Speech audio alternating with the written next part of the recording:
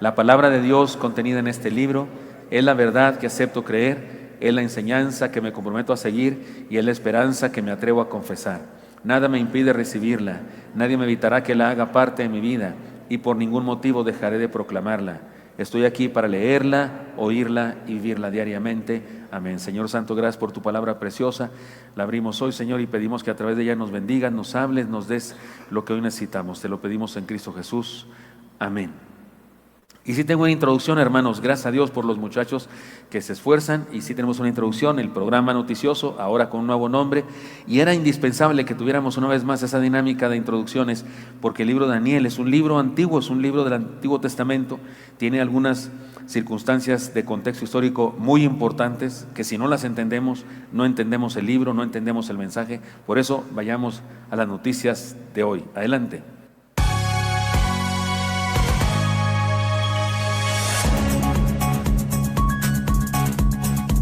Muy buenos días tengan todos ustedes, amigos y hermanos televidentes. Bienvenidos a esta nueva serie de eventos en su programa NTH, Noticiero Transhistórico, un programa de la Señal del 7. Y una vez más los acompaña su amigo Asdrúbal en la torre. Y por supuesto que me acompaña Penélope Michel. Y nos da mucho gusto que nos reciban una vez más en sus casas, después de los tiempos maravillosos en torno a la Navidad. Regresamos a la batalla ahora desde nuestro cuartel y Cipriano de nuevo a su trabajo de campo. Iniciamos un nuevo año y el Paz nos ha pedido que traigamos noticias importantes y muy valiosas para entender el extraordinario libro de Daniel. Y bueno, para eso, la linda Penélope nos ayudará informándonos el dónde, pero recuerden que es muy importante que nos informe el cuándo de los hechos que habremos de informarles. Así que nos trasladaremos al siglo VI a.C., en la impresionante ciudad de Babilonia, en los dominios de Nabucodonosor, uno de los megalómanos más grandes de la historia. Y bueno, mi estimado Cipri Casiodoro, rey valedor, está haciendo un gran trabajo, arriesgándose peligrosamente para interactuar con los locales de aquellos tiempos y ha conseguido, estamos seguros, grandes entrevistas. Adelante con las entrevistas, compañero de aventuras. Brothers, sisters, Penélope, Asdrúbal, ha sido un poco complicado y bastante peligroso andar entre estas personas con una religión tan extraña para nosotros y con ideas y costumbres tan firmemente defendidas. Imagínense que para ellos lo que en nuestro tiempo llamaríamos ciencias ocultas y brujería, para ellos es lo más natural, popular y verdadero. En fin, conseguí una entrevista tremenda. ¿Con quién creen? ¿Con quién? Sí, ¿con quién, mi Cipri? Pues, como diría el Paz, con el MMPF de Babilonia. Sí, espántense. Yo también me espanté. Como Nabucodonosor tiene fama de ser un monarca muy duro y tiene todo el poder en sus manos, o al menos eso él cree, sí me puse nervioso. Pero después noté que lo agarré en sus primeros años de reinado. Aún no se convertía en el monstruo que finalmente fue. En fin, aquí les presento la entrevista. Oh, gran Nabucodonosor favorito de Nabu. Le agradezco el honor de haberme permitido estar frente a usted para hacerle algunas preguntas. Después de que usted haya adivinado mi futuro diciéndome que seré recordado como un gran rey, me pareció bueno hacerlo. Dígame, ¿qué quiere saber? Que me urge decir todo lo que los dioses de la Gran Babilonia están haciendo conmigo. ¿Por qué decidió invadir Jerusalén y destruir la ciudad y el templo y raptar a tantos jóvenes nobles de aquella nación, Su Majestad? Ellos, como todos los demás pueblos, son ignorantes, pobres y carentes de esperanza. Lo que estoy haciendo es darles una oportunidad para el progreso. Quiero compartirles la maravillosa cultura babilónica, hacerles creer y darles a conocer los secretos de nuestros videntes y adivinos. ¿Quiere que ellos abandonen sus creencias y su Dios?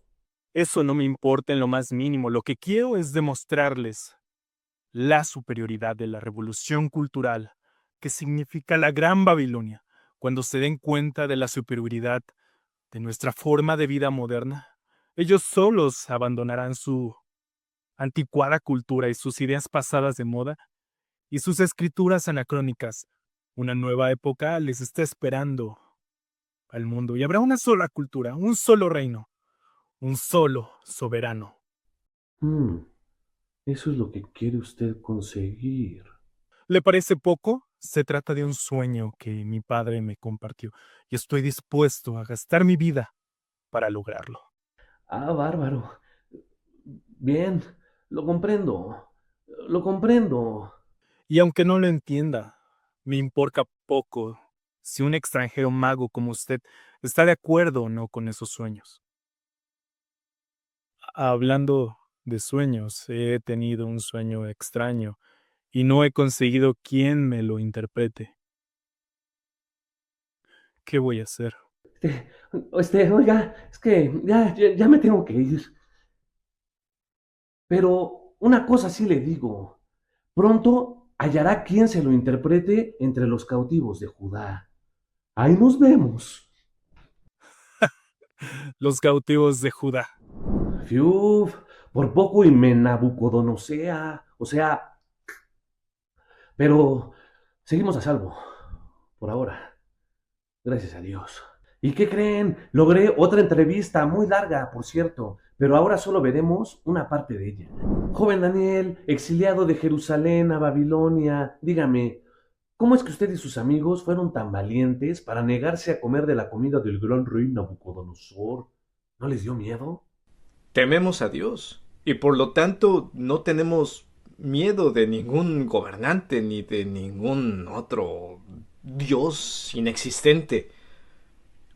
Ahora, la comida, pues no estamos acostumbrados a ella, la verdad es que no nos gusta, pero eso no es lo importante es que nuestro Dios fue muy claro y nos habló a través de Moisés cómo es que debemos vivir nosotros y no podemos fallarle.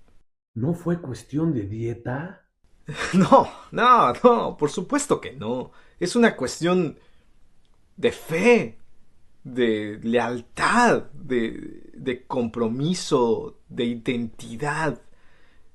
Nosotros somos adoradores de Jehová de los ejércitos, grande, poderoso y temible. No nos vamos a inclinar ante ningún otro rey, ante ningún ídolo, ni cultura, ni ciencia, ni posición social.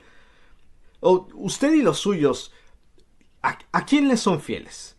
¿Acaso no tienen alguien a quien obedecer, a quien honrar? ¿O acaso no tienen una identidad, una forma de vida que seguir? Sí, claro que sí. Así como ustedes. Entonces, sean fieles a ello. Bien dicho. Eso haremos.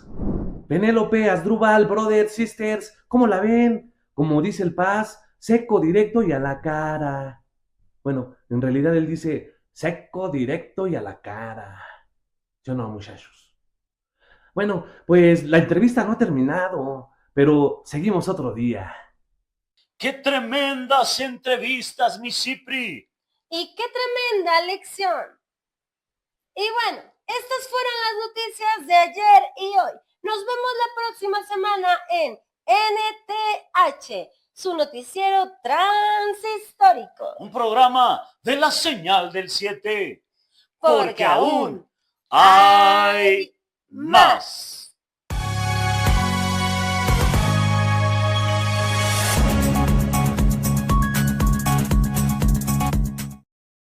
Lo más importante de esta introducción, hermanos, es que entendamos que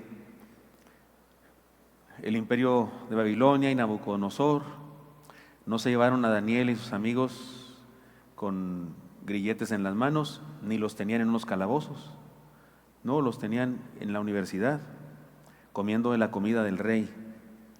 Es decir, la intención de Nabucodonosor y su imperio era culturizar a los otros pueblos, culturizando a sus líderes, a su gente noble, a su gente estudiada, para crear un imperio, una cultura, una forma de pensar, una forma de ser.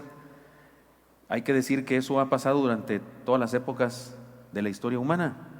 Siempre ha existido esa intención de alguien, de un grupo, de un poder, de un imperio, siempre, siempre. Pero déjeme introducirme ahora yo de la siguiente manera. El sermón de hoy se llama así: para el desafío ético, la abstinencia sabia. ¿Lo leen conmigo, por favor? Para el desafío ético, la abstinencia sabia. Bueno, vamos más atrás. La serie se llama Fieles, y el texto que da base a toda la serie, digámoslo así, es este de Daniel 1:8, la primera parte. ¿Lo leen conmigo también? El texto, ¿cómo dice? Y Daniel propuso en su corazón no contaminarse. Aquí podríamos traducir: y Daniel propuso en su corazón abstenerse. No contaminarse, abstenerse. La verdad es que es un principio bíblico. Está en la Biblia en diferentes lugares, el principio de la abstinencia. Por ejemplo, en Corintios, según 1 Corintios 9:25, lo leen conmigo también, ¿cómo dice? Todo aquel que lucha, de todo se abstiene. Ellos a la verdad para recibir una corona incorruptible, pero nosotros una incorruptible. Y aquí el apóstol Pablo utiliza el deporte como una metáfora de la vida cristiana para decir que los deportistas sí se abstienen de cosas. Los deportistas se esclavizan al gimnasio, se esclavizan a la pista, se esclavizan a la cancha, a la pelota, a lo que usan, a la raqueta. Y uno dice, ¿este no es libre? Sí, sí es libre para ganar, es libre para subirse al podio y recibir la medalla de oro. Y si no se abstuviera de los alimentos que le son contraindicados, entonces sería esclavo de la derrota, sería esclavo de ser un perdedor, sería esclavo de nunca ganar en su vida. Ustedes y yo sabemos eso. Para adelgazar, por ejemplo, o para mantener el equilibrio de nuestros niveles de triglicéridos, colesterol, azúcar, ácido úrico. ¿Le recordé cosas, hermano, con estas palabrejas?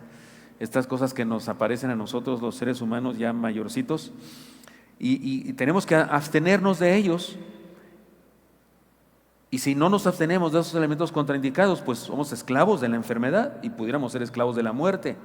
Así que, hermanos, abstenerse de ciertas prácticas es libertad, es para ser libres precisamente. Pues en el libro de Daniel se nos desafía a la fidelidad. Es la esencia del libro de Daniel, el desafío a la fidelidad. El pueblo de Dios necesitaba ser fiel, aún en tierra extraña. Habían sido deportados, y ahí en esa cultura, en esa macrocultura que trataba de dominarlos con ideologías. En aquella época había ideologías creadas por los gobernantes para controlar a la gente. Ellos tenían que mantenerse ajenos a esas ideologías, absteniéndose de todo eso. Por eso creo que el principio aquí es importantísimo, la abstinencia sabia. Porque hay gente que se pone a discutir.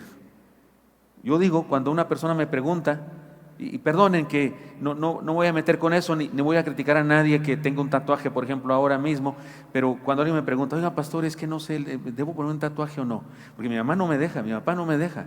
Algunos cristianos dicen que eso es pecado, que porque hay un texto bíblico que dice no sé qué. Por cierto, ese texto bíblico no habla de los tatuajes que se usan ahora, pero yo, ¿qué hago? Pero a mí sí me gustaría, porque tengo un amigo mío que se puso algo, y yo digo, si no sabes, si tienes dudas, incluso hay personas que no quieren, ¿para qué lo haces? La abstinencia sabia. Sé sabio, no tienes que hacerlo. No es obligatorio hacerlo. Nadie te va a molestar si no lo haces. No te pagan por hacerlo. Duele. Entonces, ¿para qué diantres? Diantres no es palabrota. ¿Sí es palabrota? No, es normal, sí la puedo decir aquí. ¿Para qué diantres haces eso? Y cualquier otra cosa que hay en la vida, de repente, creo que en ocasiones debemos aplicar ese principio, la abstinencia sabia. Ahora déjenme ponerlas en contexto, yo también como los del noticioso. Lo que está pasando en este libro, en capítulo 1 que vamos a leer hoy, sucedió durante la primera deportación a Babilonia de los judíos en el año 605 a.C.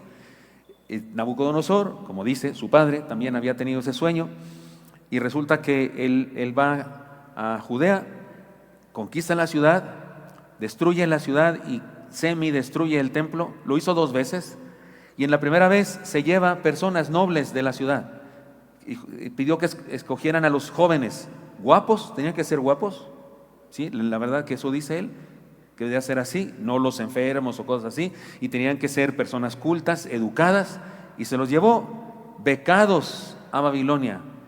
Si usted se imagina que iban así como amarrados y siendo latigados en la espalda, Daniel así, no, te contaron mal la historia. Los llevó al palacio, a una universidad que había en el palacio, y los puso a estudiar con la crema innata del conocimiento humano de aquella época. Y estudiaron todo tipo, medicina y geografía, y estudiaron astronomía, y estudiaron de todo.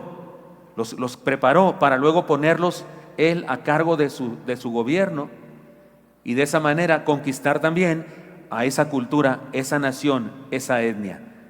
Babilonia era un imperio en crecimiento y representaba un sistema cultural, educativo y religioso contrario a la fe en el Dios verdadero. La dinastía de gobernantes de esta nación tenía como meta dominar con su cultura todo el mundo conocido. ¿Les resulta conocido esto que estoy diciendo? La intención de controlar todo. Al parecer este es un fenómeno repetitivo en la raza humana, desde el mismo Caín, que mató a su hermano, un descendiente de Caín, Nimrod, y la Torre de Babel. También era la intención: seamos un solo pueblo, hagámonos un hombre, lleguemos hasta el cielo. Podemos decir que en toda historia de la humanidad, en toda época de la historia de la humanidad, siempre ha existido un gobernante o una dinastía y una nación con esa misma pretensión: alcanzar a todos, culturizar a todos, uniformarlos a todos. ¿No les viene a la mente una sola palabra que se usa mucho hoy en el mundo? Globalización. ¿No les suena eso el día de hoy? Lo que estaba pasando en la época de Daniel no es muy distinto a lo que está pasando en nuestra época, ni es muy distinto a lo que pasó en épocas anteriores. Siempre hay esa intención, porque hay algo detrás del pecado humano, hay alguien detrás que es el enemigo de Dios. Ahora, si leemos el texto, vamos a encontrar algunas enseñanzas. Hagamos la exégesis juntos. Leamos el texto parte por parte, dando algunas enseñanzas evidentes que aparecen en el texto. Por ejemplo, la primera parte del texto nos habla de lo siguiente: Dios sigue siendo soberano. Eso me gusta que lo lean conmigo. Dios sigue siendo soberano, aun cuando su pueblo experimente derrotas. Aquí hubo una gran derrota. Fueron derrotados los hebreos. Pero Dios no dejó de ser soberano. Leamos el texto, Daniel 1 y 2, ¿cómo dice? En el año 3 del reinado de Joacim, rey de Judá, vino Nabucodonosor, rey de Babilonia, a Jerusalén, y la sitió. Y el Señor entregó en sus manos a Joacim, rey de Judá, y parte de los utensilios de la casa de Dios, y los trajo a tierra de Sinar, a la casa de su Dios, y colocó los utensilios en la casa del tesoro de su Dios. ¡Qué tremenda blasfemia contra Dios, destruyendo su ciudad, la ciudad santa, el templo! Pero hay algo interesante. Aquí, esto nos habla de la soberanía divina. Y usted dice: ¿cómo, pastor? Si le destruyeron a Dios su templo, su ciudad y su pueblo. Pero mire cómo dice el texto: el Señor entregó en sus manos a Joacim, rey de Judá. Y cuando significa entregó en sus manos a Joacim, se refiere, entregó a sus manos al reino de Joacim. O sea, hermanos, esto nos enseña que no fue Nabucodonosor quien venció al pueblo hebreo. No, fue Dios quien actuó. Dios permitió eso. Esa fue voluntad de Dios. Israel no fue derrotado porque Dios perdió su poder, ya no pudo hacer nada para defenderlo. No, pasó eso porque Dios usó su poder como juicio disciplinario. Fue Dios mismo. Instrumento de Dios fue Nabucodonosor y su imperio. Esto afirma la soberanía absoluta de Dios. Él usa a su pueblo y a los que no son su pueblo también para cumplir sus planes, porque Dios puede usarte a ti y a mí, y puede usar a otros también para cumplir sus planes. Se sabe en esta historia famosa, la voy a decir, pero sé que es muy famosa, de la viejecita que está orando en su casa, tiene la puerta abierta y tiene hambre y no puede salir, está enferma y no tiene quien le lleve nada. Y: Señor, ayúdame, tú dijiste que si pedíamos tú nos darías, yo necesito pan. Señor, necesito pan para sobrevivir. Y unos muchachos maleantes que estaban allá afuera la oyeron y dijeron: mira, esta vieja loca está pidiendo pan, pues ¿qué le pasa? ¿Qué cree que va a caerle pan del cielo o qué? Y fueron y compraron unos panes y se los aventaron por la ventana. Y cuando cayeron ahí, ella dijo: gracias Dios, yo sé que tú siempre me oyes, bendito seas. Y ellos van y le dicen: señora, no fue Dios, fuimos nosotros. Dijo: ya fue Dios, nomás que Dios suele usar a los hijos del diablo para bendecir a los hijos de la luz. Tómala. Y es verdad, así es que Dios, aquí este texto habla de la soberanía divina.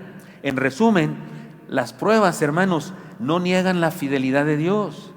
Cuando usted y yo tenemos pruebas, cuando usted y yo tenemos, no sé, una enfermedad, cuando tenemos accidentes o cuando tenemos desgracias, cuando nos corren del trabajo, cuando nos hacen un mal, cuando nos ganan en un pleito legal y éramos inocentes o teníamos la razón, eso no habla de infidelidad de Dios.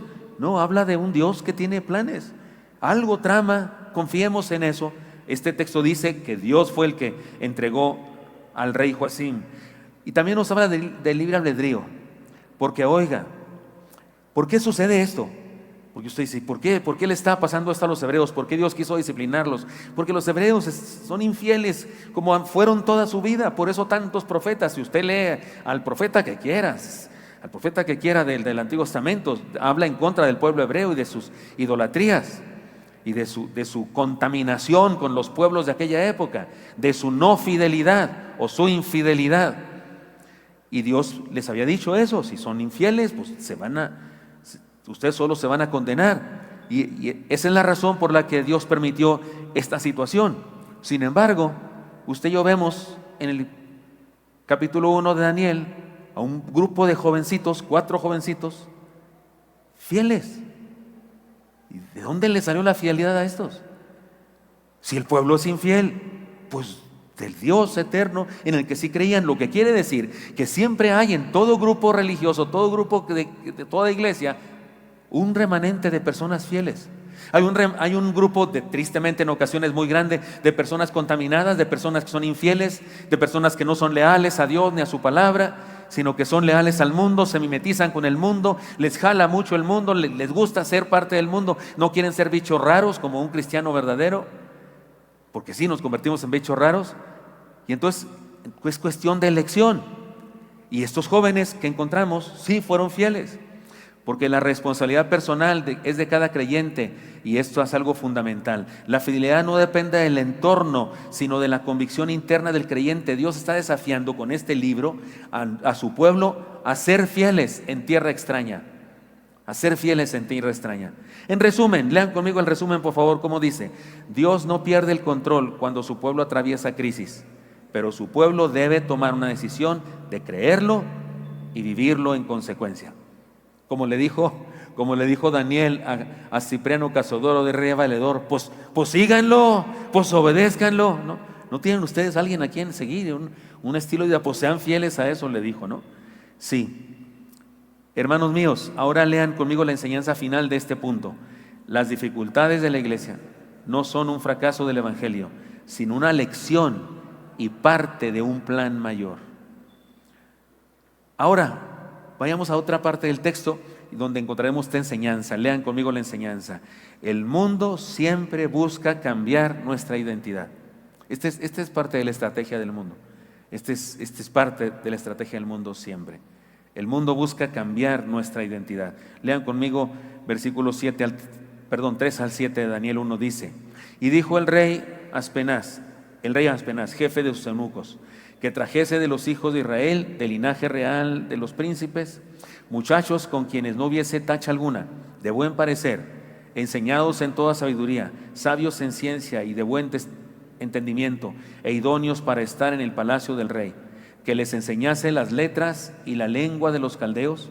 Y le señaló el rey ración para cada día, de la provisión de la comida del rey y del vino que él bebía, y que los criase 3 años para que al fin de ellos se presentasen delante del rey. Entre estos estaban Daniel, Ananías, Misael y Azarías, de los hijos de Judá. A estos el jefe de los eunucos puso nombres. Puso a Daniel Belsasar, a Ananías Sadrach, a Misael Mesac y a Azarías Abednego. ¿Qué les parece? Hagan de cuenta que se llevaron a mis hijos a Estados Unidos, a una universidad, la más importante allá, no sé cuál será, y van a comer en la Casa Blanca del mismo vino y de las mismas hamburguesas y waffles que Trump. Dije hamburguesas y waffles porque supongo que sí van de comer de vez en cuando, ¿no?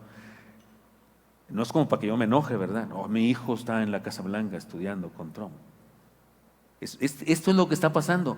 Si nos imaginamos siempre a Daniel esclavizado porque subimos del foso de los leones y del horno de fuego, eso fueron circunstancias dramáticas de su vivencia, pero en su vida diaria ellos fueron llevados a una situación extraordinariamente de lujo.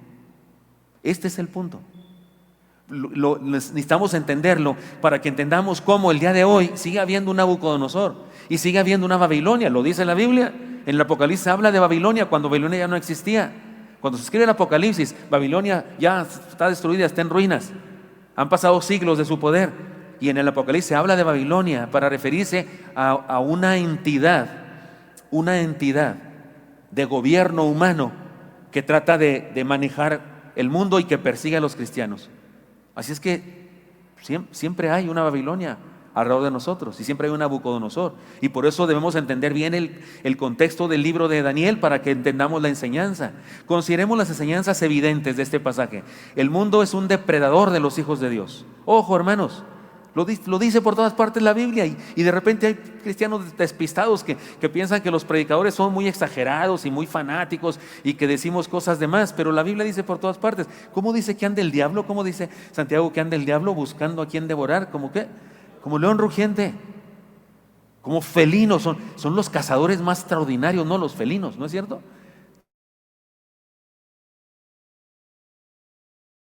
Se quedan así como, no me estoy moviendo, no soy nadie, soy una hierbita, soy una hierba, le dicen al venado, ¿no? Se pone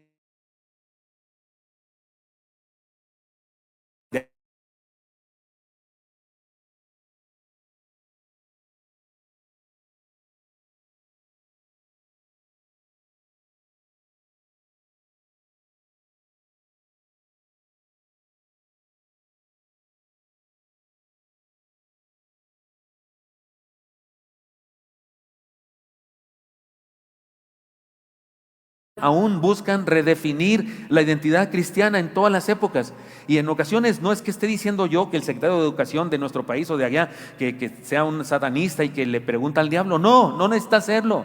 El diablo tiene sus maneras de hacer las cosas y de lograr que la gente haga cosas, y eso pasa en nuestro mundo, y me sigue pareciendo muy triste que haya cristianos. Hay quien ha discutido conmigo, me dijo, no, pastor, pues yo leí los libros y los veo muy bien. Dios mío, por favor, pues léalos mejor y vea lo que se le enseña a los niños acerca de la identidad, y que ellos tienen que decidir qué van a hacer, si hombre o mujer, esas cosas. La estrategia contra Daniel y sus amigos fue sencilla. Les cambió de lugar, se los llevó de Jerusalén a la Universidad de Babilonia, les dio educación, una nueva educación, lenguaje y hasta nombres nuevos. No voy a hablar de los nombres ahora mismo, lo haremos en otro sermón, pero los nombres hebreos de Daniel y sus amigos eran nombres que exaltaban a Dios, tenían que ver con Dios. Justicia de Dios significa Daniel. Pero los nombres babilónicos que les pusieron exaltaban dioses paganos. Como si te llamas tú Jehová es mi ayuda, y te cambian de nombre para decir que Tlaloc es tu camino, por no usar nombres de ahora, por no usar nombres de ahora, de religiones de ahora que pueden ofender a alguien. El objetivo era la asimilación total, asimilarlos a su cultura y tenerlos ahora como instrumentos. Eso es algo triste que pasa en las iglesias. En las iglesias hay educación. En una iglesia, una persona que esté en una iglesia sistemáticamente recibe educación, una educación interesante. Por ejemplo, música. Por ejemplo, en la iglesia surgen músicos, ¿sabía usted eso? Muchas personas descubrieron su talento para cantar en la iglesia, descubrieron su talento para la música en la iglesia. Sus primeras lecciones sobre música fue en la iglesia, y sus primeras participaciones fue cantando, ¿no? Vieron la cantata navideña, el drama navideño, los niños preciosos, ¿no es cierto? Se les nota, van para un Oscar estos amigos, ¿no es cierto? Son buenos actores y demás. Aquí se aprende, y lo triste es que de repente en la universidad se los traga Babilonia y Nabucodonosor, y al rato andan usando lo que aquí recibieron para servir al mundo. Eso es triste. La enseñanza final intenta redefinir quién eres y después te dictará cómo debes vivir. Dios nos llama a serle fieles en medio de una cultura que quiere cambiarnos. En el video aparece una entrevista a Nabucodonosor. Por supuesto, eso todo es imaginario. Yo escribo el guión de eso y es imaginario de lo que yo pienso que pudo haber pasado, pero digo, no pasó esa entrevista. Pero la respuesta de Nabucodonosor cuando le dice Cipriano que si quería que dejaran sus creencias, y que él dijo, eso no me importa en lo más mínimo. Eso es cierto, no era el punto. Él no prohibió otras religiones, no. De hecho, un día hasta se le ocurrió decir que todos deben adorar a Jehová también, pero no, y uno pensaría, se convirtió. No, lo que está diciendo es que lo adoren, pero también adoren a su otra bola de dioses. Él en ese momento creyó nada más que Jehová era un buen Dios, un Dios que le salían las cosas bien en medio de toda la bola de dioses que había. No crean que se convirtió en nada de eso. Pero es verdad, es verdad. A este imperio ideológico que siempre ha existido en el mundo, no le importa si eres cristiano, bautista, presbiteriano, lo que quiere es que creas en sus ideologías. Lo que quiere es que creas en los. Si además de eso crees en otras cosas, no importa. Por eso, ¿no se ha fijado que entre otras religiones no hay tanto problema? ¿No se ha fijado en eso? Que no se critican los budistas con los adoradores de la Santa Muerte. No. Es contra el cristianismo. Toda religión en este mundo, toda religión está en contra de Cristo. Las personas que han estado con muchas personas endemoniadas, yo no he estado con muchas personas, pero hay personas que se dedican a eso y dicen que nunca han escuchado a un demonio hablando mal de nadie más que de Jesús. Nunca han escuchado a un demonio tirándole a otra religión. Nunca, jamás. Siempre es en contra de Jesús. No perdamos de vista esto, hermanos. Este es el problema que acontecía en Daniel y acontece en nuestra época. Tercera parte del texto y también con una enseñanza. Dios llama a su pueblo, lean conmigo eso por favor. Dios llama a su pueblo a vivir con fidelidad y convicción. Ese es el punto de Daniel. Es un llamado al pueblo de Dios a vivir con fidelidad y convicción. Lean conmigo el texto. Y Daniel propuso en su corazón no contaminarse con la porción de la comida del rey, ni con el vino que él bebía. Pidió por tanto al jefe de los eunucos que no se le obligase a contaminarse. Y puso Dios a Daniel en gracia y en buena voluntad con el jefe de los eunucos. Y dijo el jefe de los eunucos a Daniel: temo a mi señor el rey, que señaló vuestra comida y vuestra bebida, pues luego que él vea vuestros rostros más pálidos que los de los muchachos que son semejantes a vosotros, condenaréis para con el rey mi cabeza. Entonces dijo Daniel a Melzar, que estaba puesto por el jefe de los eunucos, sobre Daniel, Ananías, Misael y Azarías: te ruego que hagas la prueba con tus siervos por 10 días y nos den legumbres a comer y agua a beber. Compara luego nuestros rostros con los rostros de los muchachos que comen de la ración de la comida del rey, y haz después con tus siervos según veas. Consintió pues con ellos en esto y probó con ellos 10 días. Oiga, hermano, en 10 días se nota tu dieta, hermano. Si estás dispuesto este año a hacer nueva dieta, aquí hay una enseñanza que con 10 días se puede notar. ¿Quiénes son esos otros? Tristemente, es posible que son otros hebreos que sí fueron asimilados por el imperio, que sí se llenaron de todo. Y también puede ser otros pueblos, otras naciones, porque Nabucodonosor hizo lo mismo en otros pueblos. Consideremos las enseñanzas evidentes. Hermanos míos, fuimos llamados a vivir en medio de culturas hostiles. Los cristianos somos llamados a vivir en medio de culturas hostiles, confiando en la soberanía de Dios, dependiendo de su gracia. Nuestros misioneros que ya andan por allá, están en Monterrey, estaban en Monterrey, no sé si ya se fueron a Estados Unidos, pero nuestros misioneros van allá a África y viven en una cultura hostil a la fe. De hecho, ellos no pueden abiertamente predicar, no pueden decir que son misioneros predicando, no pueden hacer eso. Es peligroso, por eso cuando vienen acá no ponemos sus rostros y no decimos, porque no vaya a ser por ahí que la información, ya ven cómo es esto de la información, llegue a algún lugar. Es decir, esto es el cristianismo. Les he dicho ya que se habla del choque cultural de los misioneros. Cuando llegas a otro país, otra cosa, tienes un choque cultural porque hay cosas que te molestan. ¿Qué es eso? ¿Qué están haciendo aquí, acá? Después de un tiempo de estar ahí, estás disfrutando como turista, pues después de un tiempo tienes un choque cultural. Pues yo digo que cuando salimos de nuestra casa, ustedes y yo tenemos un choque cultural, en el mundo tenemos un choque cultural. Vamos por la calle en un choque permanente, choque cultural, porque pasan cosas que no estamos contentos con que pasen. Bueno, Daniel propuso en su corazón no contaminarse. Se trata de una decisión firme, previa y consciente. No fue de chiripa, no fue que cuando le sirvieron dijo: no me gustan los camarones. No, carne de camello yo jamás como, porque no, esos eran los alimentos y prohibidos por Dios. Burro, camello, camarones, mariscos no se podían comer, solamente peces que tuvieran escama. Si no tenían escama no se podían comer, ni conejos se podía comer, liebres, conejos, ni águilas, ni tucanes, bueno, hay una lista grande. Y es interesante porque algunos pensarán, por eso dijo Daniel, le preguntó Casiodoro, ¿no fue cuestión de dieta? No, dijo, ¿cómo crees? Fue cuestión de convicciones, sí, porque miren, dice que también les daban vino del rey. Debió ser el mejor vino de todos. Debió ser el vino más caro de todos. A mí un día alguien me invitó a tomar una copa de vino con una botella que costó 350,000 pesos. Si me lo hubiera dado de ofrenda, dije yo ahorita, para la iglesia, para el templo. Debe una botella. Y a mí me supo al que se vende en Walmart a 3 por 250. A mí me supo a eso. Y digo, no soy borracho ni nada de eso, pero no creo que sea pecado tomar una copa alguna vez en la vida. Y resulta que también les daba vino. Estaba prohibido el vino en Levítico, ¿no? Los hebreos tomaban vino, hacían vino, tomaban vino. Entonces no fue cuestión de dieta, no fue que no se les antojaron los camarones al queso, no al queso, no al coco. No fue que no les gustó, no. Fue un asunto de convicción, y no fue una reacción emocional, sino una convicción espiritual.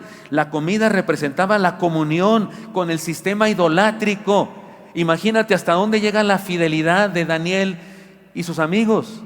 Entendieron que hacerlo les hermanaba con el sistema idolátrico del imperio del mal. Hay cristianos que no son capaces de no hacer algo en su vida por Cristo, y estos amigos, la abstinencia sabia. No discutamos, como dijo Lucha Villa, mi paisana. No vamos a, será bueno, será malo, no comemos, no comemos, no lo hacemos. Eso tiene pista de mundo, eso tiene salpicación de mundo, no lo vamos a hacer. Faltaba más, faltaba menos. Me encantan este tipo de muchachos fieles. La comida representaba comunión con el sistema idolátrico. La fidelidad, hermanos míos, no se improvisa, se decide. Cuando digo que fue una decisión consciente y previa, me refiero que era una decisión que ya habían tomado. Cuando tú tienes convicciones, te estableces valores. Ya decidiste cosas que no vas a hacer. Ya decidí cosas que sí voy a hacer siempre. No tengo que esperar al momento que tengo la disyuntiva. Ya lo decidí desde antes. Y es más fácil reaccionar con fidelidad. La iglesia necesita creyentes con convicciones, no solo con emociones. En resumen, la santidad comienza en el corazón antes de manifestarse externamente. Vamos a otra parte del texto ahora. Dios honra la fidelidad de quienes le seguimos. Lean conmigo, por favor. Consintió pues con ellos en esto y probó con ellos 10 días, y al cabo de los 10 días pareció el rostro de ellos mejor y más robusto que el de los otros muchachos que comían en la porción de la comida del rey. Así pues, Melzar se llevaba la porción de la comida de ellos y el vino que habían de beber, y les daban legumbres. A estos 4 muchachos Dios les dio conocimiento e inteligencia en todas las letras y ciencias, y Daniel tuvo entendimiento en toda visión y sueños. Pasados pues los días, al fin de los cuales había dicho el rey que los trajesen, el jefe de los eunucos los trajo delante de Nabucodonosor, y el rey habló con ellos, y no fueron hallados entre todos ellos otros como Daniel, Ananías, Misael y Azarías. Así pues estuvieron delante del rey. En todo asunto de sabiduría, en inteligencia que el rey les consultó, los halló 10 veces mejores que todos los magos y astrólogos que había en todo su reino. Y continuó Daniel hasta el año 1 del rey Ciro. Porque Daniel, hermanos míos, siguió siendo consejero de este rey, de su hijo y de su nieto. Fíjese nomás. Todos los años de vida que tuvo fue consejero del MMPF de un imperio pagano, malvado. Seguramente no lo convenció de predicar el Evangelio de Cristo. Digo, en esa época no podía, pero sí influyó poderosamente en la vida social de aquella época. Consideremos las enseñanzas evidentes. Daniel no fue arrogante ni rebelde, fue respetuoso y firme. No dijo cuando le llevan la comida: apártate de mí, Satanás, llévate esta comida de aquí, que es del demonio, no la comeremos jamás, fuera, cancelo esta comida. No hizo faramaya ni escándalo, que ese no sirve para nada.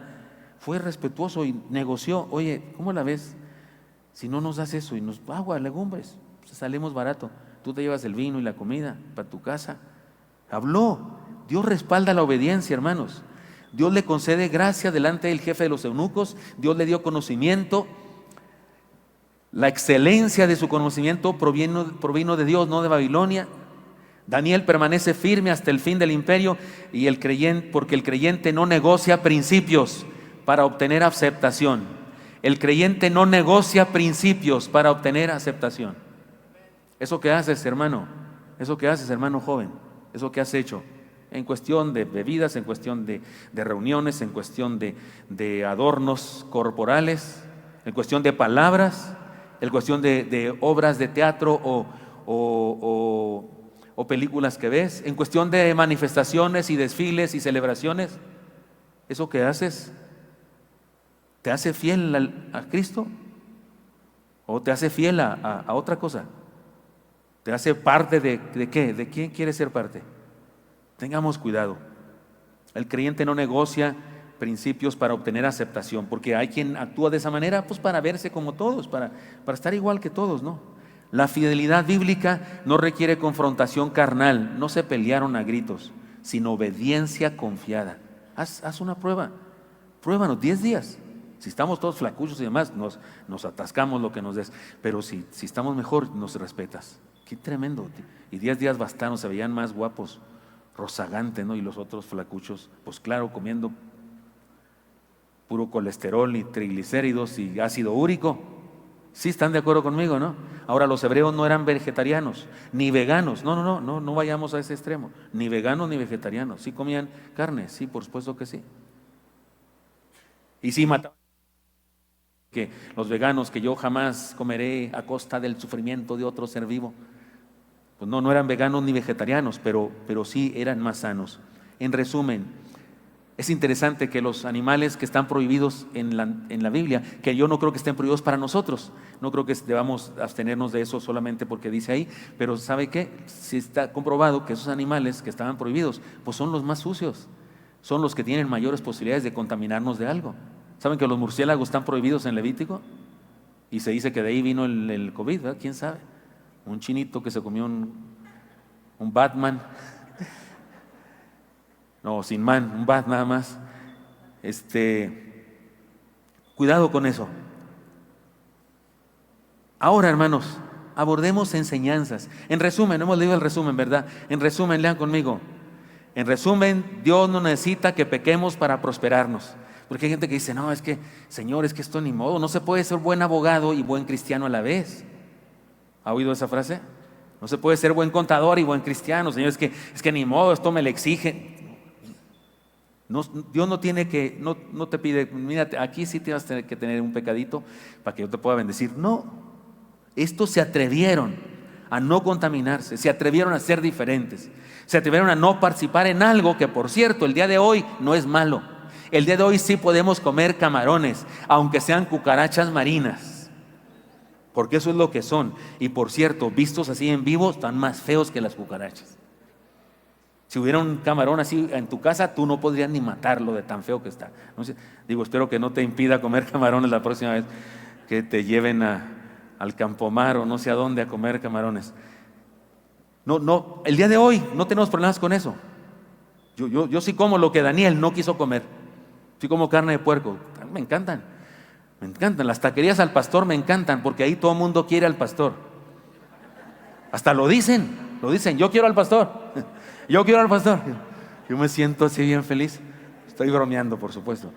Pero yo sí como lo que Daniel no comía. Pero en su momento histórico, Daniel fue la manera para demostrar que él no era parte del imperio babilónico y de su cultura satánica.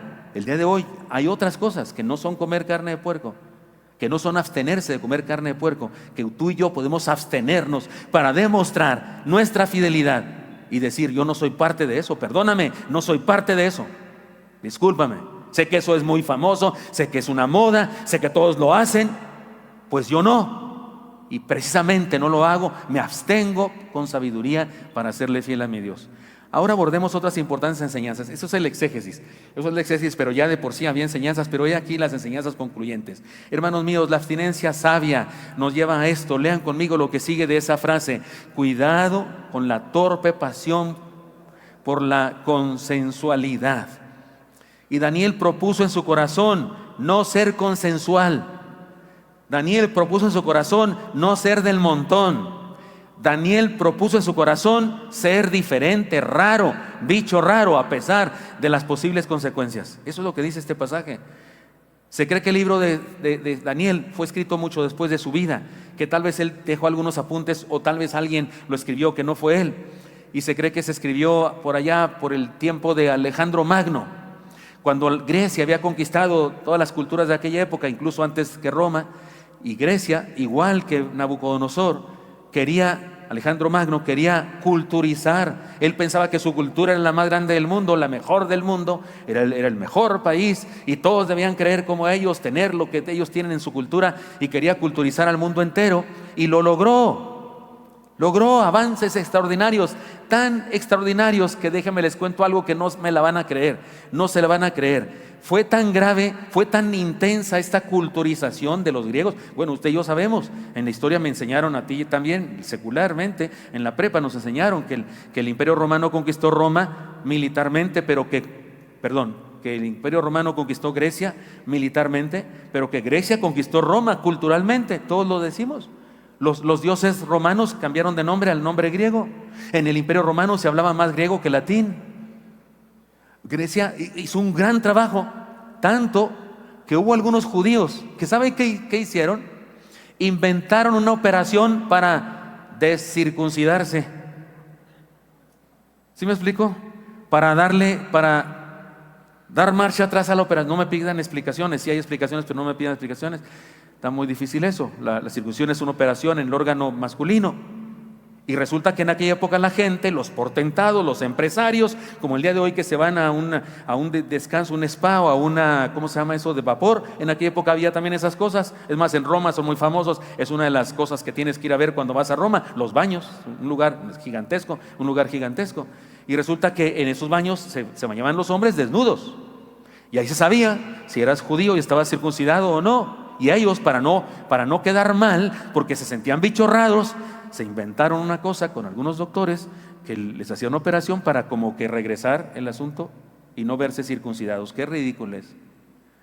Pero dice usted, qué torpeza. Sí, el problema es que hay cristianos que hacen eso mismo el día de hoy. Pablo habla de la circuncisión del corazón. Pablo habla de que la circuncisión en la carne no es la que vale, que lo que vale es la del corazón. Pues yo creo que tristemente hay personas que se han descircuncidado el corazón. Han dicho que creían y han dejado de creer. Les he contado, en nuestra iglesia antes no usábamos batería, ni guitarra eléctrica, ni esas cosas. Solo se usaba piano y órgano en el culto del templo.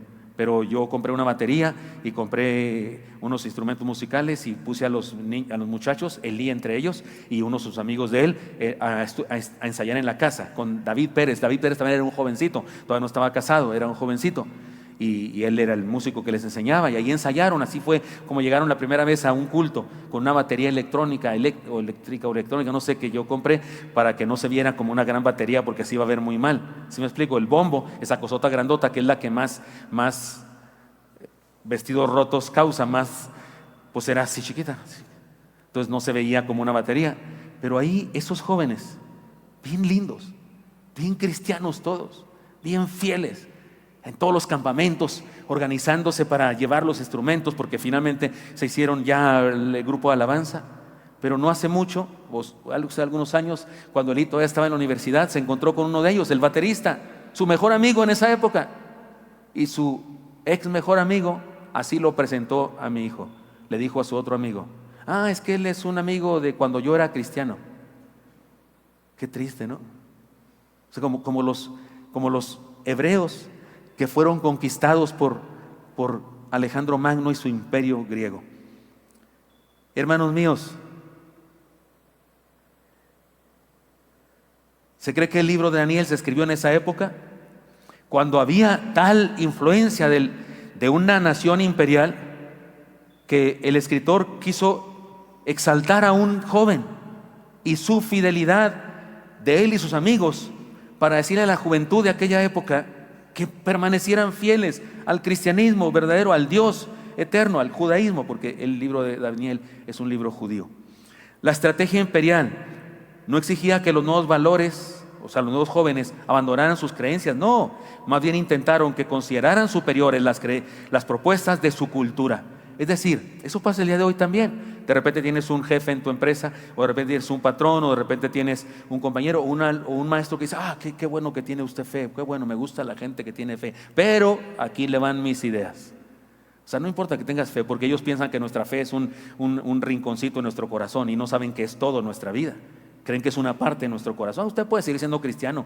Me da risa los que se van a casar y son de dos fes diferentes y me dicen, no, pero vamos a respetarnos mucho. Ya los quiero ver. No, la fe verdadera es arrobadora, te toma todo. No, pues no puedes compartir otra cosa. Es eso, todo o nada. Pero la estrategia de todos los imperios, como el de Nabucodonosor, no abandones tus creencias, no, pero tienes que tener estas nuevas creencias.